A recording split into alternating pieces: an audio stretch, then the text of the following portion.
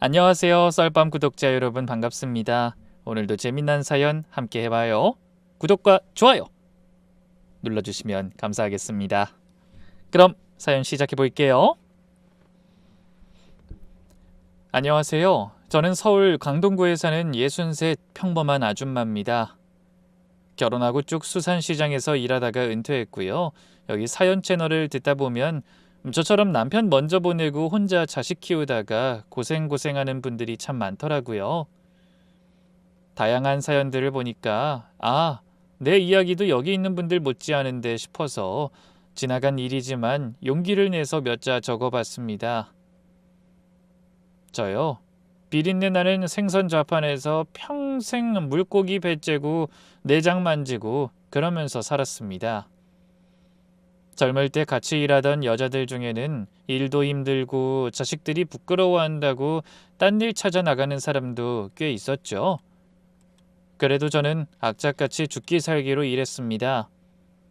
비가 오나 눈이 오나 칼질하고 경매 나가고 남들은 좌판 마감하고 닫고 있어도 난 마지막까지 몇천 원이라도 더 벌려고 다리 터지도록 서 있었죠. 그게 다 우리 딸 때문이었습니다. 우리 딸은요, 공부도 잘하고 심성도 고와서 어디 누나도 빠지지 않는 그런 아이였어요. 학교 다닐 때도 속 한 번 썩인 적 없고 용돈 주면 아껴 쓰고 자기 목 야무지게 챙기면서도 엄마 힘든 거 알아주는 그런 예쁜 딸이었죠. 그렇게 초중고 신경 쓸 거 하나 없이 잘 커주더니 간호학과에 덜컥 합격하더라고요. 어깨가 얼마나 으쓱하던지 밥을 안 먹어도 배가 불렀습니다. 그 힘들다는 간호학과 4년제 다닐 때도 내리 장학금 타고 그러니 저는 딸 걱정 한번 해본 적이 없었습니다. 게다가 그렇게 경쟁이 세다는 대학병원에 떡하니 들어가기까지 했으니 무슨 근심이 있었겠어요. 그리 잘 자란 우리 딸한테 그늘이 드리운 건 남자친구가 생긴 후부터였습니다. 얘가 제 눈치를 보더니 의대생이랑 연애를 한다 그래요. 솔직히 걱정이 앞서더라고요. 우리 딸도 어디 가서 꿀리는 애가 아닌데 하필 의사 될 사람을 만난다니까. 시장통에서 장사하는 엄마도 없다고 혹시 눈치 받는 건 아닌가 싶고 그런 자격지심에 한번 데려와 봐라 소리 한번 못하고 맨날 그래 잘 사귀어 봐라 하고 궁금해도 꾹 참고 그랬습니다. 내버려두니 그놈하고는 몇 번 헤어졌다가 붙었다가 하길래 결혼까진 안 할 건가 보다 했는데 30살이 되더니 딱 둘이 결혼하겠다고 하더라고요. 우리 딸은 30, 남자친구는 34, 나이도 알맞긴 했습니다. 그래 뭐 지들이 좋다 하니 뭐 더 늦으면 안 되겠고 지금 식 올리는 게 맞다 싶어 허락했죠. 집에 데리고 와봐라 한번 보자 하고 점잖게 말했습니다. 그렇게 그 남자친구가 우리 집에 인사하겠다고 찾아왔는데 뭐 그런대로 멀끔하고 인상도 괜찮더군요. 물론 그때도 사위가 아주 살가운 편은 아니었습니다. 장모님 처음 뵙겠습니다. 김민석이라고 합니다. 하고는 입을 꼭 다물대요. 그래도 어른 만나고 온다고 뭐도 딱 사들고 오고 신경 써서 옷 차려입은 것도 단정하고 해서 마음에는 쏙 들었습니다. 사내가 점잖은 면이 있어야지. 괜히 눈웃음 치고 간드러지는 소리 하는 것보단 진중해 보이고 괜찮더라고요. 예비 장모가 생선 장사한다고 무시하면 어쩌나 걱정했는데 그런 기색도 없었고요. 어머니 음식 솜씨가 좋으시네요. 하고는 밥이 참 맛있다면서 차린 것도 없는 밥상을 싹싹 비우고 갔었습니다. 그래, 참 잘됐다 하면서도 또 상견례 날짜가 다가오니 다시 걱정스럽고 영 마음이 편치가 않았습니다. 딸애는 엄마 걱정 마, 좋은 분들이야 하고 지 엄마 안심시키려고 하는데 지 속이라고 편했겠어요. 딸도 신경이 예민한 애라 상견례 날이 다가올수록 긴장하는 게 제 눈에 뻔히 보였습니다. 상견례 날 비싼 한정식집 문턱을 넘으려니 영 기가 죽더라고요. 안으로 들어가서는 또 어떻고요. 우아하게 차려입은 사부인하고 점잖은 사돈어른을 마주하니까 숨이 턱 막혔습니다. 괜히 어디 생선 비린내가 날까 싶어서 식탁 밑으로 손을 감추게 되더군요. 상다리가 부러지게 음식이 나왔는데도 한술도 제대로 못 뜨고 식전에 주는 죽이나 조금 먹고 말았습니다. 식사가 끝나고 차가 나왔을 때였습니다. 사부인이 찻잔을 내려놓으며 슬그머니 운을 떼더군요. 따님 참 반듯하게 잘 키우셨네요.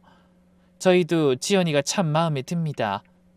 거기까지는 좋았는데 다음 말에 가슴이 철렁했습니다. 근데 사부인, 이 결혼이 좀 기우는 건 사실이잖아요? 우리 민석이 의사 만들려고 저희가 공을 참 많이 들였거든요. 좋은 집을 얻어도 세간살이가 보잘것없으면 영 그래서 신경 좀 써주시면 감사하겠습니다.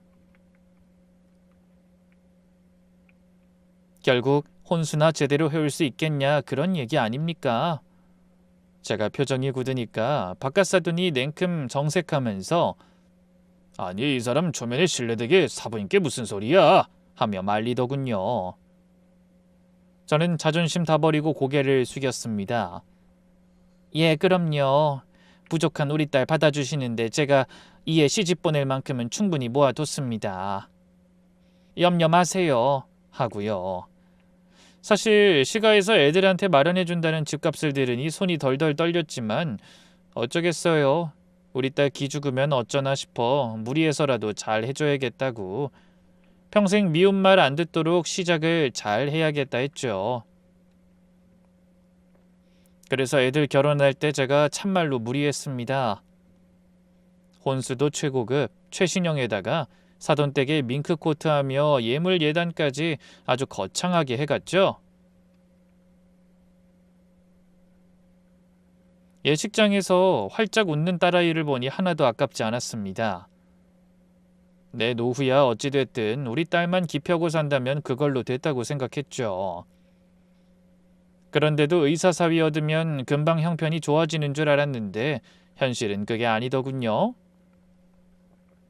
페이닥터 생활을 하던 사위가 어느 날부터인가 딸아이를 들들 볶기 시작하는 눈치였습니다. 모처럼 친정에 온 딸아이가 밥도 깨작거리고 제 눈치만 살피며 안절부절 못하길래 무슨 일이냐고 다그쳤더니 그제야 기어들어가는 목소리로 입을 열더군요. 엄마, 민석 씨가 개원을 하고 싶어 하는데 자금이 좀 부족하대. 그게 무슨 소리냐? 사돈댁 넉넉하잖아. 병원 차려줄 돈은 그쪽에 말해야지 왜 나를 찾아? 그게 미국 가 있는 시누이 유학비가 밑빠진 독처럼 들어간다나 봐. 시부모님도 지금은 융통할 현금이 하나도 없으시대. 당장 좋은 자리가 나서 개원은 해야 하는데 대출도 한도가 있고. 솔직히 속으로 욕이 목구멍까지 올라왔어요. 아니 땡전 한 푼 없으면 남의 병원에서 월급 받으며 돈을 더 모았어야죠. 사지 멀쩡한 놈이 생선 파는 장모 주머니를 넘본다는 게 말이 됩니까? 참 철딱서니 없고 대책 없는 놈이다. 의사 가운만 입었지 애구나 싶어 우라통이 터졌습니다. 하지만 제 딸년이 죽는 소리를 해대니 어쩝니까? 엄마, 민석 씨가 이번에 개원만 하면 금방 갚는데 자리만 잡으면 엄마 호강시켜 준대. 하며 발을 동동 구르는데 자식이기는 부모 없다고 마음이 약해지더군요. 그래, 뭐 의사사위 둔 죄다. 없는 살림에 사위 병원 원장님 한번 만들어보자. 그런 생각에 살던 집 담보대출까지 받아 사위 손에 쥐어주고 말았습니다. 근데 참 이상하죠? 이 엄마의 촉이라는 게 무섭더군요. 거창하게 개원했다고 사진도 막 보내고 하더니 또 죽는 소리를 해요. 강남에서 번듯한 피부과를 열어놓고도 우리 딸 얼굴은 피기는커녕 점점 더 시들더라고요. 그러다 어느 날 딸애가 새벽에 전화를 해오더라고요. 엄마, 진짜 미안한데 혹시 융통할 돈 좀 있어? 돈? 갑자기 무슨 돈? 그게 이번 달 병원 임대료가 밀려서 건물 주인이 당장 안 내면 병원 문 닫게 하겠대. 보증금 까먹는 것도 한계라서. 그리고 병원 기계 들인 것도 돈을 다달이 내야 하는데 그 문제도 있고. 이래저래 꽉 막혀서 이제 나올 데가 없어요. 엄마, 마지막으로 3천만 원만 좀 해줄 수 없을까? 순간 눈앞이 캄캄해지더군요. 3천만 원이라뇨. 공부머리랑 사는 머리는 다르다더니 똑똑한 척은 혼자 다 하더니 실속이 없어도 정도가 있는 거 아닙니까? 이번에도 딸아이는 거의 숨이 넘어갈 듯 울면서 매달렸습니다. 엄마, 내가 잘못했어. 근데 지금 민석 씨 무너지면 나도 큰일 나잖아. 저 병원 문 닫으면 엄마가 해준 3억도 다 날아가는 거야. 제발 도와주세요, 엄마. 이번 한 번만요. 네? 결국 저는 시장 상인의 갯돈을 빼고 보험까지 해지해서 어찌저찌 3천만 원을 해줬습니다. 남들 보기엔 강남 피부과 원장 사위든 만화님이지만 제 속은 매일매일 문드러지더라고요. 그러던 어느 날이었습니다. 친구 딸이 강남에서 결혼을 한다며 청첩장을 주더라고요. 요즘 젊은 사람들은 금요일 저녁에도 결혼식을 한다길래 신기해서 청첩장을 한참 보는데요.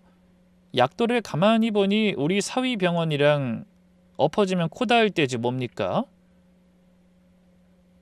지하철역으로 딱 한 정거장 차이더라고요.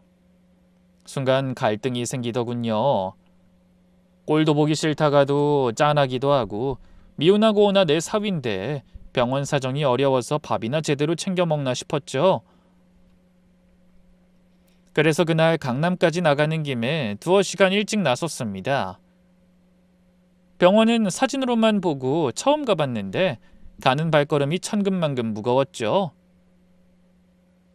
환자 하나 없이 썰렁할 테고 사위놈은 책상머리에 앉아 한숨이나 푹푹 쉬고 있을 게 분명했고요. 근데 막상 건물 앞에 도착하니 제가 생각했던 거랑은 딴판이 돼요. 무슨 메디컬 타워라는 으리으리한 빌딩에 입구부터 사람들이 바글바글한 겁니다.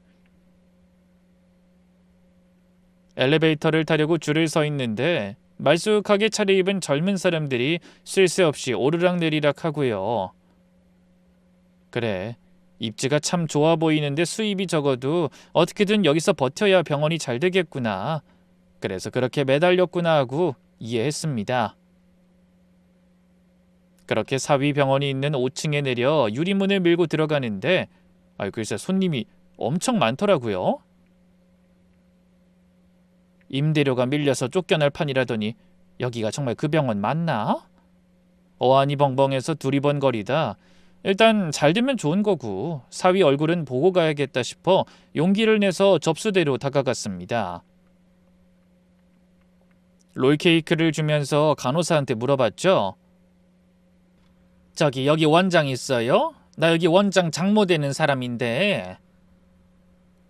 앉아서 컴퓨터 두드리던 간호사 아가씨들 눈이 휘둥그레지더라고요. 자기들끼리 눈빛을 막 교환하면서 허둥지둥하는 겁니다. 그때 무슨 일이시죠? 하고 또각또각 굳으시는 여자가 툭 튀어나오대요. 간호사 유니폼도 아니고 그렇다고 의사 가운을 입은 것도 아니고요. 몸에 딱 달라붙는 원피스에 화장은 어찌나 진하게 했는지 병원이 아니라 저기 어디 술집 마담이라고 해도 믿을 법했습니다. 그 여자가 팔짱을 끼고 저를 위아래로 훑어보더니 아주 새침하게 묻는 겁니다. 제가 여기 실장인데 무슨 일로 오셨어요? 하고요. 참 웃긴 게 분명히 원장 장모요 하는 소리를 들었을 텐데 눈을 땡그랗게 뜨고 묻는 꼴이 영 마음에 안 들었습니다.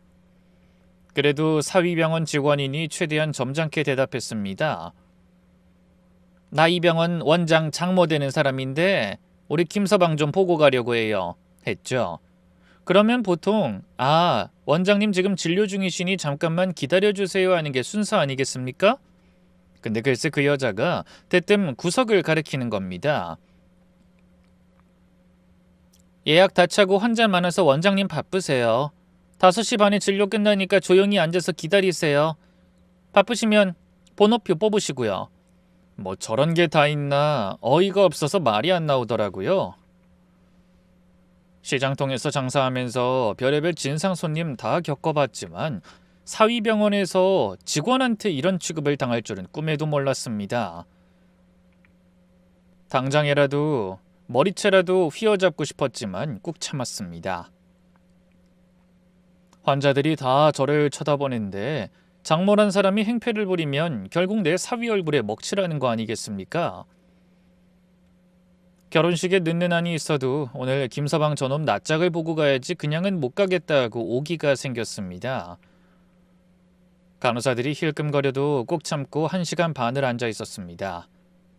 그러다 5시 반 마감 시간이 되니까 그제야 실장이란 여자가 진료실 문을 빼꼼 열더니 들어오세요 하고 획 가버리대요. 하도 성이 나니까 진료실로 걸어가면서 김서방 그놈까지 원망스럽더라고요. 김서방 그놈도 말이야. 진료 끝났으면 지가 나와서 인사를 해야지 싶은 거죠. 지 장모가 밖에서 1시간 넘게 기다린 거 뻔히 알 텐데 기다리게 해서 죄송합니다 하고 나오면 어디가 덧나나 싶어서 마음이 영 불편했습니다. 근데요. 진료실로 들어가니까 사위놈 태도가 제 생각보다 훨씬 더 나빴습니다. 장모가 들어오는데 의자에 엉덩이도 안 떼고 앉아서는 저를 무슨 불청객 보듯이 뻔히 쳐다보는 겁니다. 그러더니 대뜸 한다는 소리가 아이고 이 시간에 하고 한숨을 푹 쉬는데 기어이 안 가고 꾸역꾸역 들어왔냐 그런 느낌이 들었습니다. 한마디 하고 싶었는데 어른인 내가 참자 싶어 억지로 입꼬리를 올렸습니다. 아이 근처 지나가다가 자네 얼굴이나 한번 보고 가려고 들렀네. 그랬더니 사위놈이 아 네 하고는 입을 꼭 닫아버립니다. 컴퓨터 모니터에만 눈을 두고 저는 쳐다보지도 않고요. 남보다도 못한 대접이다 싶어 그냥 가야겠다 싶어 마지막으로 한마디 했습니다. 대기실에 환자 꽉 찼던데 요즘 병원이 잘 되는 모양이네. 다행이야. 장모님 덕분입니다 소린 못 들어도 덕분에 좀 나아지고 있습니다 정도는 기대했죠. 근데 제 말이 떨어지기가 무섭게 사위놈이 막 손살을 치면서 인상을 푹 쓰는 겁니다. 아유 어머니 모르시면 가만 계세요. 그거 다 껍데기예요. 이거 다 인터넷으로 쿠폰 뿌리고 헐값 이벤트 한 거라 하나도 실속 없어요. 무시하듯이 세상 물정 모르는 노인네가 헛소리한다는 식으로 면박 주는 태도에 또 한 번 가슴이 쿵 내려앉았습니다.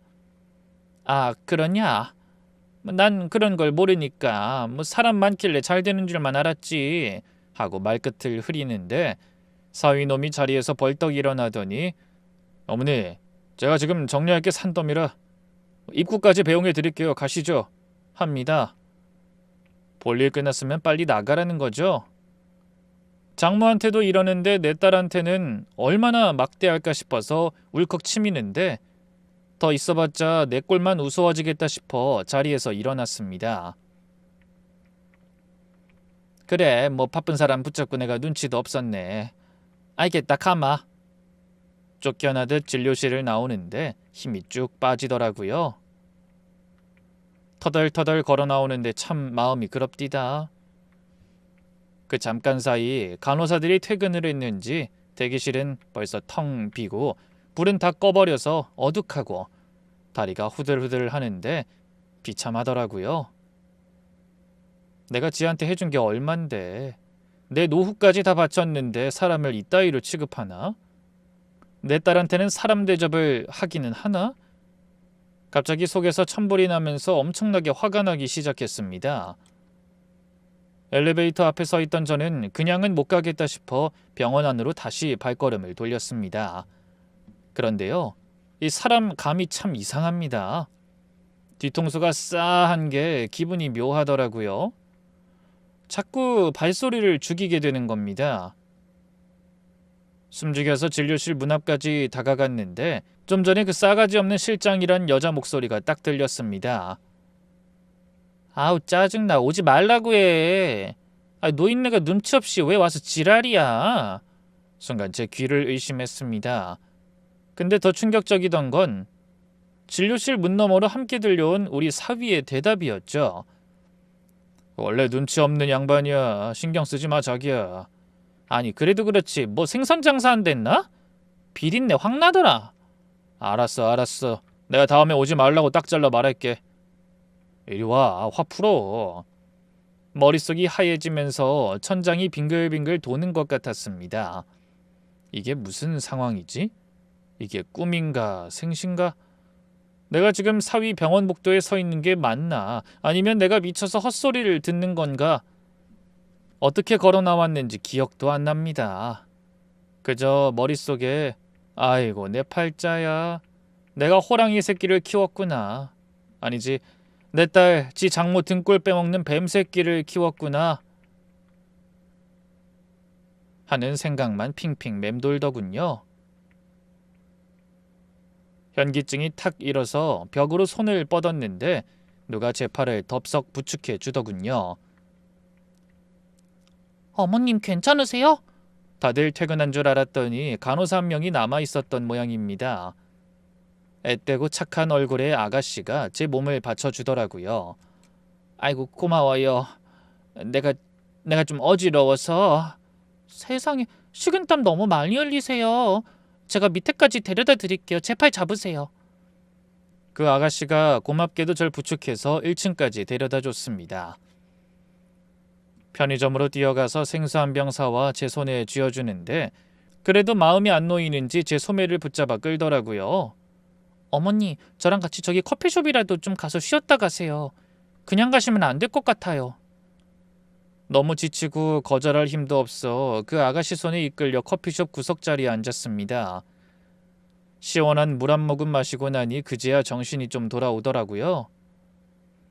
근데 정신이 드니까 이 착한 아가씨한테 너무 미안한 겁니다. 퇴근 시간도 지났는데 생판 남인 할머니 때문에 발묶여 있으니까요. 아가씨 정말 고마워요. 내가 주책 없이 폐를 끼쳤네. 이제 퇴근해 봐요. 난 좀 쉬었다 갈라니까. 근데 아가씨가 네 안녕히 가세요 하고 갈 줄 알았는데 왜 그런지 가지라는 겁니다. 가방끈만 만지작거리며 자리를 뜨지 못하고 머뭇거리고 있더라고요. 제 얼굴을 슬쩍 봤다가 땅 한번 봤다 한숨만 푹푹 쉬다가 뭔가 할 말이 있는데 입이 안 떨어지는 사람처럼요. 저기 어머님. 순간 제 가슴이 다시 쿵쾅거리기 시작했습니다. 이 아가씨 분명히 뭔가 알고 있는 눈치였습니다. 저는 떨리는 목소리로 물었죠. 아가씨 뭐 아는 거 있어요? 대체 무슨 말을 하려고 저렇게 뜸을 들이나 싶어 입만 쳐다보고 있는데 간호사 아가씨가 침을 꼴깍 삼키더니 아주 작게 속닥이더라고요. 그게 사실 저 이런 말씀 드리면 저 잘릴지도 모르는데요. 원장님이랑 실장님 연애하세요. 병원 안에 작게 살림도 차리시고요. 뭐라고요? 이게 무슨 귀신 신나락 까먹는 소린지 제 귀를 의심했습니다. 병원에 살림을 차려요? 지금까지 우리 딸이 마음고생한 거, 내가 빚내서 돈 해다 바친 거, 그 고생들이 주마등처럼 스쳐 지나가면서 울컥하고 눈물이 솟구치더군요. 아이고 그 미친놈, 그 나쁜 놈. 아가씨 있는데 부끄러운 줄도 모르고 사람들 보든 말든 눈물이 줄줄 났습니다. 그 나쁜 놈의 자식이 지 와이프는 밤낮으로 병원 살려보려고 그렇게 애를 쓰는데 지 남편 잘 되라고 내 돈까지 다 끌어다 쓰고 사정 어렵대서 돈을 그렇게 해줬는데 어찌 이리 사람 뒤통수를 치고. 그런데 제가 막 두서없이 쏟는 말을 듣던 간호사 아가씨 표정이 점점 이상합니다. 아주 황당하다는 표정으로 제 팔을 딱 잡더라고요. 저 어머님 잠깐만요. 무슨 말씀이세요? 임대료요? 그래 병원이 어려워서 임대료도 밀리고 빚더미에 앉았다고. 세상에, 어머니, 원장님 믿지 마세요. 병원 어렵다는 거 거짓말이에요. 얼마나 잘 되는데요. 그게 무슨 소리요? 빚더미에 앉았다고 그래서 내 노후 자금까지 다 가져갔는데? 아니에요, 억대예요. 현금으로만 1억 넘게 있고 원장님 스포츠카도 타시고 실장님한테 명품 선물도 턱턱 하세요. 쿵 머리를 쇠망치로 얻어맞은 것 같았습니다. 그냥 혀 깨물고 딱 죽고 싶더라고요. 아유, 아가씨, 나는 미치겠어. 어찌 해야 할지 모르겠네. 우리 딸 어떡하나? 불쌍해서.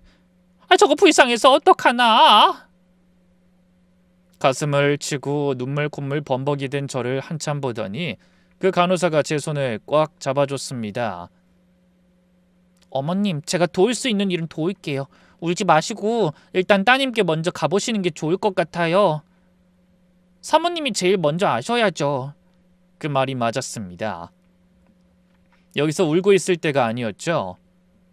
저는 옷소매로 눈물을 훔치며 고개를 끄덕였습니다. 그래, 그럴게요. 내가 정신을 차려야지. 아이고, 내가 경황이 없어서 이름도 못 물어봤네. 그 고마운 아가씨 이름이 뭐예요? 최현지예요. 여기 제 번호니까 필요하면 언제든지 연락 주세요. 최 간호사와 연락처를 주고받고 저는 그 길로 곧장 딸아이 집으로 달려갔습니다. 택시를 타고 가는 내내 손이 부들부들 떨려서 주먹을 꽉 쥐고 갔죠. 초인종을 누르니 딸아이가 힘없는 목소리로 "누구세요?" 하고 문을 열어주더군요. 그 야윈 얼굴, 쏙 들어간 볼, 낡은 티셔츠 차림의 딸을 보자마자 참았던 울음이 다시 터질 뻔했습니다. 하지만 꾹 눌러 참았습니다. 지금 내가 울면 우리 딸이 무너지니까요. 엄마, 연락도 없이 이 밤에 웬일이야? 지연아, 들어가서 얘기하자. 네 남편 어딨냐? 학회에 있어서 지방에 갔다고 하던데. 순진한 딸은 사위가 하는 말을 다 믿었던 것 같았습니다. 엄마 왜 이렇게 심각해? 왜 그러는데? 저는 당황스러워하는 딸을 끌고 들어가 식탁 앞에 앉혀놓고 냉수부터 쭉 마셨죠. 달리 말 돌리지 않고 바로 본론부터 말했습니다. 너 네 남편 밖으로 도는 거 아니? 아이, 무슨 소리야. 그럴 돈도 없어. 엄마, 그거 몰라? 불륜도 돈 있어야 해. 아니야, 네 남편 병원에 침대까지 갖다 놓고 실장인지 뭔지 아는 년이랑 뒹굴고 있단다. 너 몰래 돈도 빼돌리고 스포츠카 타고 다닌대. 저는 오늘 병원에서 들은 일, 사위와 실장의 대화, 그리고 최 간호사에게 들은 창고 이야기까지 빠짐없이 털어놨습니다. 하지만 너무 큰 충격이어서일까요? 딸애는 받아들이지 못하더라고요. 엄마, 지금 무슨 소리 하는 거야? 민석 씨가 바람을 피운다고? 그래, 내가 그 간호사한테 직접 들었다니까. 창고인지 어딘가에서 아주 침대까지 들여놓고 지낸단다. 말도 안 돼. 왜 말도 안 돼? 내 눈으로 보고 오는 길이다. 실장인지 뭔지 아는 여자하고 자기야 하는 걸 내가 두 눈으로 똑똑히 봤어. 엄마, 제발 그만해. 딸아이가 식탁을 내려치며 소리를 빽질렀습니다. 엄마는 왜 그렇게 사람을 못 믿어? 아니면 엄마가 나 힘들게 사는 거 보기 싫으니까 그냥 이혼시키려고 지어낸 거 아니야? 아이고, 이거사. 네 엄마가 미쳤다고 그런 거짓말을 하겠니? 몰라, 안 들을 거야. 민석 씨 빚 갚느라 점심도 편의점 김밥으로 때우는 사람이야. 10원 한 장 아끼려고 양복도 안 사 입는 사람이라고. 근데 뭐? 오피스텔? 병원에 살림을 차려? 엄마, 정말 나한테 왜 그래? 나 비참하게 사는 거 확인하러 왔어? 딸은 기어이 눈물을 터뜨리며 바닥에 주저앉아 오열했습니다. 제 가슴도 찢어지는 것 같았습니다. 믿기 싫었겠죠. 받아들일 수 없었겠죠. 모든 걸 바쳐 뒷바라지한 지 남편이, 애미 노후 자금까지 싹 털어간 남편이 그런 파렴치한 인간이라는 걸 인정하면 자기 인생이 송두리째 부정당하는 거니까요. 현실을 부정하고 싶은 그 마음, 어미인 제가 왜 모르겠습니까? 저는 아무 말 없이 바닥에 주저앉은 딸을 일으켜 침대에 눕혔습니다.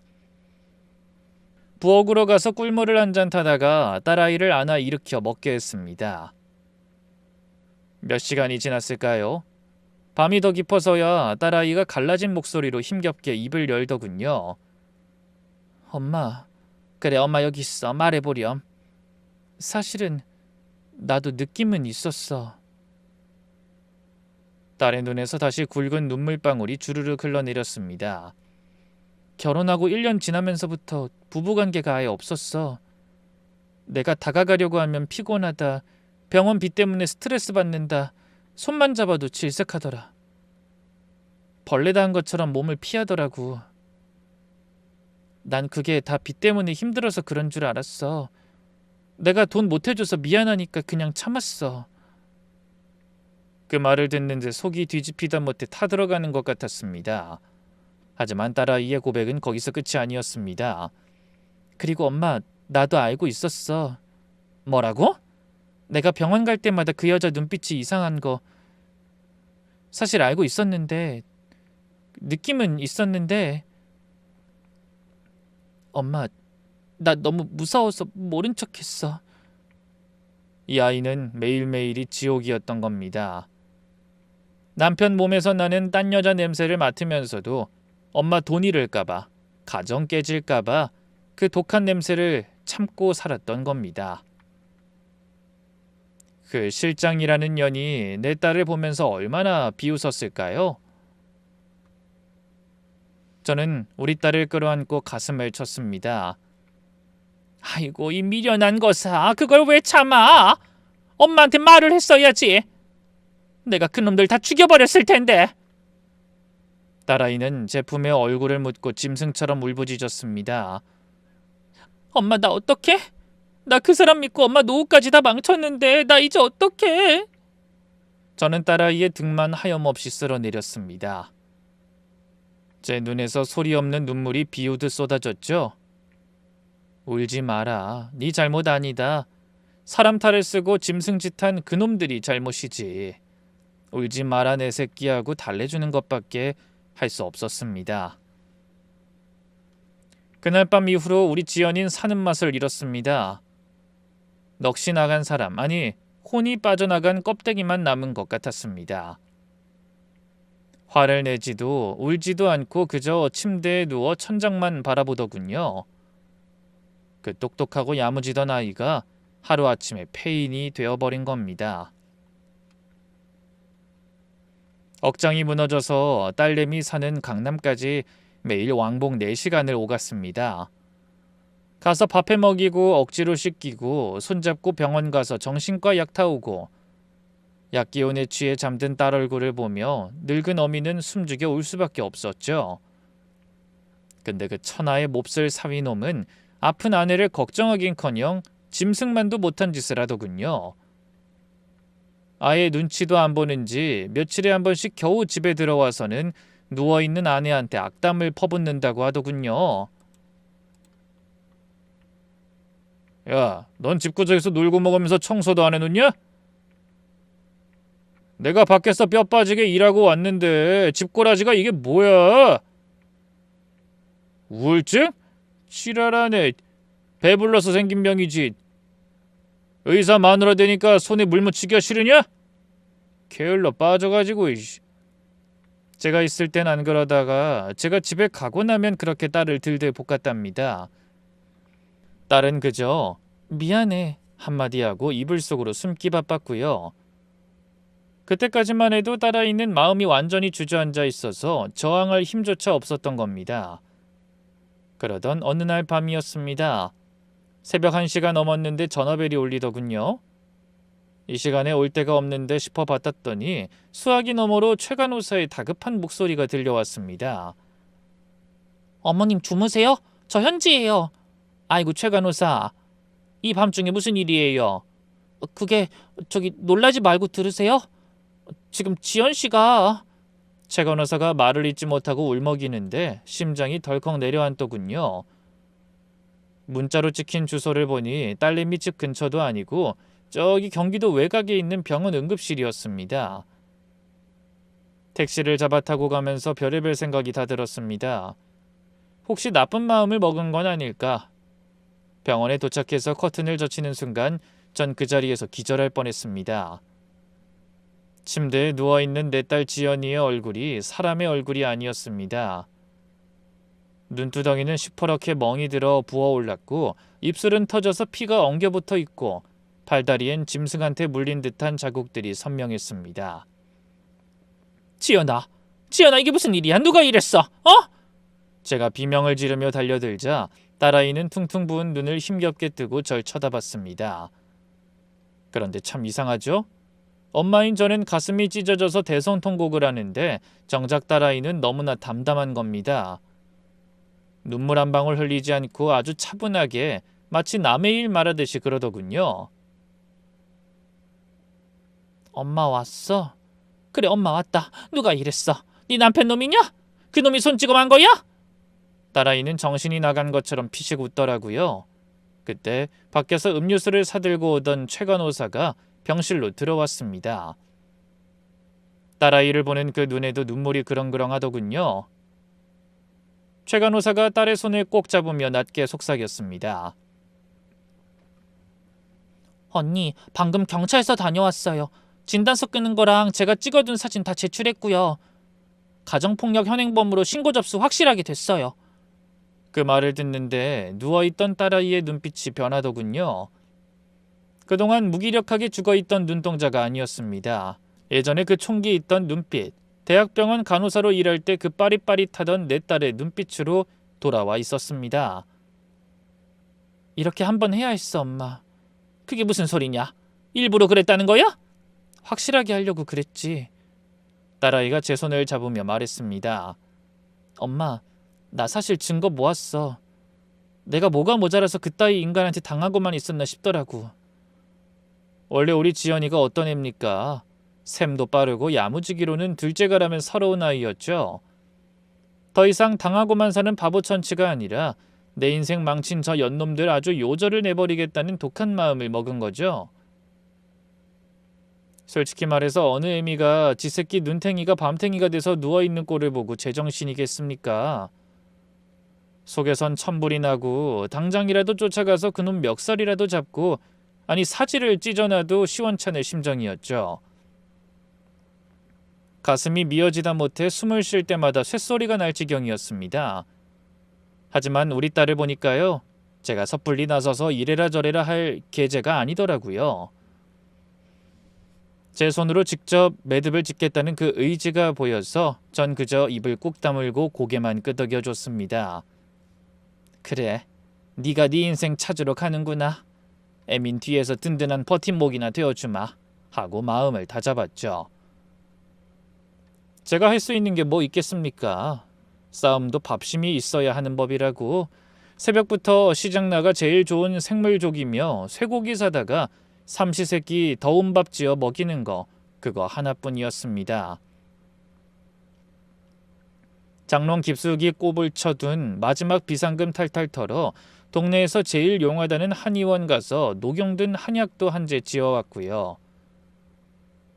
그렇게 밥심 약심으로 버티면서 딸아이랑 최 간호사가 손발을 맞춰 움직이기 시작하는데 어찌나 척척 잘 맞는지 보는 제가 다 혀를 내둘렀습니다. 마치 오래된 짝꿍처럼 쿵짝이 기가 막히게 맞더라고요. 딸내미는 병원에서 퇴원하자마자 그 아픈 몸을 이끌고 증거란 증거는 다 모으러 다니기 시작했습니다. 동사무소며 구청이며 은행이며 쩔뚝거리는 다리로 온 사방을 쏘다니는데 그 모습이 어찌나 독하고 매서워 보이던지 제 딸이지만 무서울 정도였습니다. 딱 일주일쯤 지나니까 딸아이가 식탁 위에 두툼한 서류 봉투 하나를 툭 내려놓으며 그럽디다. 엄마, 나 준비 다 됐어. 증거도 다 모았고 변호사 자문도 끝났어. 이제 터뜨리기만 하면 돼. 그러더니 제 손을 꼭 잡으면서 말합디다. 그날 엄마도 같이 가서 도와줘요. 나 혼자선 혹시라도 무너질까 봐 겁나. 오냐, 그럼 당연하지. 이 애미가 네 뒤에 딱 버티고 서 있을 텐데 뭐가 걱정이냐. 아무 걱정 말고 너 하고 싶은 대로 다 해라. 최 간호사 말로는 매주 목요일 점심시간이 기회라고 합니다. 다른 직원들이 다 식사하러 나가면 원장이랑 실장 그 두 연놈만 남아서 그놈의 창고 안에서 배달 음식을 시켜 먹으며 밀회를 즐긴다는 겁니다. 아주 병원을 지 안방처럼 쓰는 거죠. 드디어 결전의 목요일이 밝았습니다. 딸아이랑 저는 점심시간이 시작되길 기다리며 병원 근처 카페에 앉아 시계를 보고 또 봤습니다. 심장이 어찌나 쿵쾅거리는지 커피가 넘어가는지 침이 넘어가는지 모르겠더라고요. 낮 1시 30분 핸드폰이 징 하고 울리더군요. 최 간호사에게서 온 문자였습니다. 지금 오시면 돼요. 점심시간이라 직원들 다 나갔고 방금 두 사람 창고로 들어갔어요. 문자를 확인하자마자 딸아이가 자리에서 벌떡 일어났습니다. 가자 엄마. 곧장 병원 건물로 들어가 엘리베이터에 올랐습니다. 충수가 하나씩 올라가는데 딸아이가 제 손을 꽉 잡더군요. 그 겨날픈 손바닥에 식은땀이 흥건해서 축축할 정도였습니다. 아무리 독하게 마음을 먹었다지만 막상 남편의 불륜 현장을 덮치러 가는 길이니 오죽 떨리겠습니까? 딸아이가 파리해진 입술로 저를 쳐다보며 묻더군요. 엄마, 나 잘할 수 있겠지? 가서 바보같이 울면 안 되는데. 그 모습이 안쓰러워 저는 딸아이의 손을 으스러져라 맞잡아주며 말했습니다. 그럼 잘하고 말고. 넌 내 딸이다. 산전수전 다 겪은 이 김여사 딸이야. 기죽지 마라. 네 뒤에 이 애미가 태산처럼 딱 버티고 있다. 알았지? 정신 똑바로 차려. 제 말에 딸아이가 그제야 입술을 앙 다물고 고개를 끄덕이더군요. 응, 알았어. 정신 차릴게. 하고요. 5층에 도착했는데 병원은 아주 절간처럼 조용하더군요. 최 간호사만 남아 서성이고 있다 우리를 보자마자 눈짓으로 복도 저 끝을 가리켜줍니다. 탕비실 옆 창고. 겉보기엔 그냥 병원에서 흔한 문이었습니다. 물품 보관실인가 뭔가 써붙여놨는데 남들 보기엔 그냥 잡동사니 넣어두는 창고문 같아 보였죠. 딸아이랑 저는 발소리를 죽이고 그 문 앞으로 살금살금 다가갔습니다. 가까이 가니까 안에서 두런두런 말소리랑 킥킥거리는 웃음소리가 희미하게 새어나오더라고요. 자기야, 아 해봐. 내가 새벽부터 싼 거야. 맛있어? 역시 자기밖에 없어. 자기 밥 먹으니까 살 것 같다. 그러게 내가 뭘 했어. 진작에 정리하고 나랑 살자니까. 우리 오피스텔 하나 얻을까? 사위놈의 목소리였습니다. 딸아이가 숨을 들이쉬더니 더 들을 거 없이 문을 활짝 열고 안으로 들이닥쳤습니다. 그때 제 눈에 들어온 광경은 참말 평생 못 잊습니다. 기가 딱 차더라고요. 간호사 말대로 그곳은 창고가 아니었습니다. 딱 어른들이 딱 붙어앉기 좋은 2인용 소파에 침대도 하나 갖다 놓고 냉장고에 전자레인지도 있더라고요. 제 보기엔 쥐구멍 같기만 한데 얼마나 불륜에 미치면 직원들이 다 아는데 부끄러운 줄도 모르고 이런 짓을 해놨나 싶었습니다. 뭐예요? 여기 어떻게 왔어요? 문이 열리자 실장 여자가 비명을 지르며 후다닥 일어나더라고요. 사위놈은 입에 밥을 문 채로 멍하니 우릴 쳐다보다가 딸하고 눈이 딱 마주치자마자 들고 있던 젓가락을 집어던지며 벌떡 일어났습니다. 테이블 위에는 여자가 싸온 도시락이 있는데 아주 계란말이며 불고기며 정성스럽게도 싸왔습니다. 우리 딸은 돈 아낀다고 편의점 김밥 사 먹을 때 이 인간들은 여기서 서로 입에 밥 넣어주며 히히낙낙거리고 있었던 겁니다. 김민석, 너 여기서 뭐하니? 딸아이가 쓰고 있던 마스크를 확 벗어던지며 소리쳤습니다. 시퍼렇게 멍들고 퉁퉁 부은 그 얼굴로 고함을 마구 지르는데 가슴이 미어지더군요. 그런데요, 사위놈 반응이 아주 가관이었습니다. 놀라서 무릎 꿇고 빌 줄 알았더니 방귀 낀 놈이 성낸다고 아주 적반하장으로 나오는 겁니다. 폭력을 쓰던 놈이라 그런지 눈을 부라리며 기세가 등등하더라고요. 야, 너 여기가 어디라고 함부로 들어와? 여기 직원 왜 출입 금지야? 너 미쳤어? 미친 건 너지. 창고라며. 직원 휴게실이라며. 근데 둘이서 문 잠그고 여기서 뭐 하는 짓이야? 이게 휴게실이야? 니놈들 사랑방이지? 뭐하긴 뭐해. 밥 먹잖아 밥. 내가 내 병원에서 직원이랑 밥도 못 먹냐? 어? 사위놈은 오히려 삿대질까지 해대며 딸을 몰아붙입디다. 내가 하루 종일 진료하느라 얼마나 피곤한 줄 알아? 너랑 살면서 숨 막혀 죽겠는데 여기서라도 좀 쉬자는데 그게 죽을 죄야? 어? 밥 한 끼 맘 편히 먹겠다는데 그게 잘못이냐고. 쉬어. 이게 쉬는 거야? 그래. 넌 맨날 우울한 표정으로 사람 기운 빠지게 하잖아. 넌 해준 게 뭐 있어? 병원 장사가 잘 됐어 봐. 내가 이 좁은 창고에서 밥 먹고 있겠냐고. 자기 잘못을 아내 탓, 병원 탓으로 돌리며 합리화하는 꼬라지를 보니 피가 거꾸로 솟았습니다. 제가 이 천하의 썩을 놈아! 하고 달려들려는데 뒤에서 최 간호사가 와서 어머니 참으세요! 하고 제 팔을 꽉 잡으며 말리더라고요. 그때였습니다. 우리 딸이 품에서 서류 봉투 하나를 꺼내 테이블 위에 툭 던졌습니다. 자, 봐. 증거 싹 모아왔으니까. 이거 보고도 할 말 있으면 해봐. 사위놈의 시선이 서류 봉투에 꽂히더니 내용을 확인하는 순간 한순간에 얼굴이 흑빛으로 변하더군요. 방금처럼 쩌렁쩌렁 울리던 목소리가 쏙 들어갔습니다. 손을 덜덜 떨며 서류를 넘기던 사위놈이 갑자기 눈을 치켜뜨며 고래고래 악을 씁니다. 미친. 야, 너 언제 이런 거 다 모았어? 내 앞에서 말 한마디 못하고 죽은 듯이 기죽어 있더니 뒤로는 이딴 자료 모으느라 가식 던 거야? 어? 가식은 네가 떨었지. 그러니까 네가 날 호구로 보지 말았어야지. 넌 이제 끝났어. 그리고 너 나 때린 거 진단서 끊어서 경찰에 가정폭력으로 신고도 했어. 이제 변명해도 소용없어. 딸아이는 울먹이면서도 할 말은 다 했습니다. 그동안 맞고 살면서 억눌려왔던 서름이 터져 나오면서도 그놈 앞에서 절대 지지 않으려는 그 모습이 어찌나 안쓰럽고 대견하던지요. 속으로는 오만 가지 생각이 다 들었을 텐데 딱 버티고 서 있는 그 뒷모습이 제법 단단해 보였습니다. 그때였습니다. 구석에 서서 눈알만 대굴대굴 굴리던 실장년이 슬금슬금 기웃거리면서 바닥에 떨어진 서류를 주워보더니 코웃음을 치며 픽픽 웃으면서 끼어들더군요. 하참, 사모님, 이거 불법 수집 증거인 거 아시죠? 남의 뒷조사나 하고 다니시고 참 수준 알만하네요. 원장님이 왜 집에만 가면 정 떨어졌다는지 이제야 알겠네요. 뭐? 인연이 어디서 주둥이를 놀려? 이번에야말로 전현 머리채를 다 뽑아놔야겠다.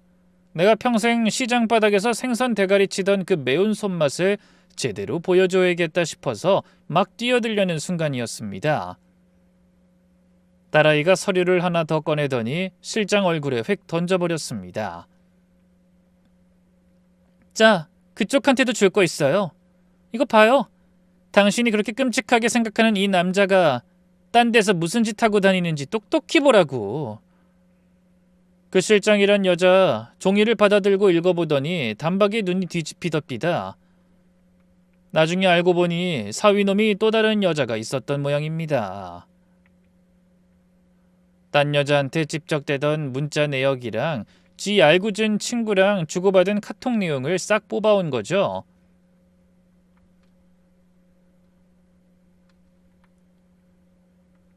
실장 걔한테 돈 좀 더 뜯어낼 수 있을 것 같다. 아주 나한테 푹 빠져서 정신을 못 차린다. 뭐 이런 내용이었습니다. 당연히 난리가 났죠. 이봐요, 김민석 씨, 이거 뭐야? 어?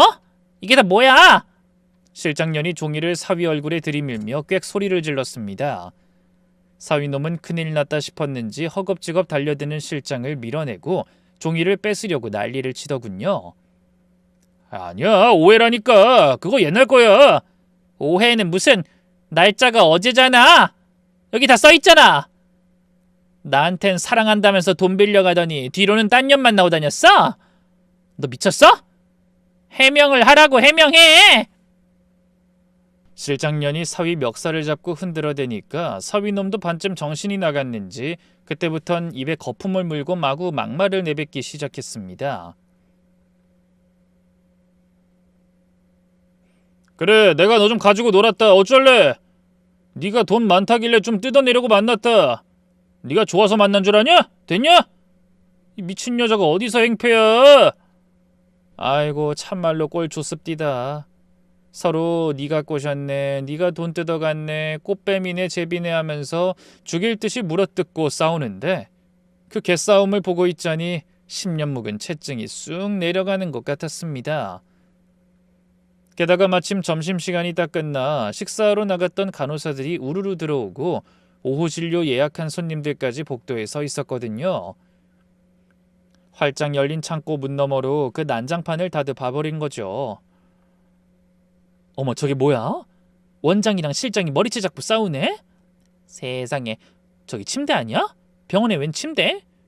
사람들이 수근거리고 웅성거리는데 아주 개망신도 그런 개망신이 없었습니다.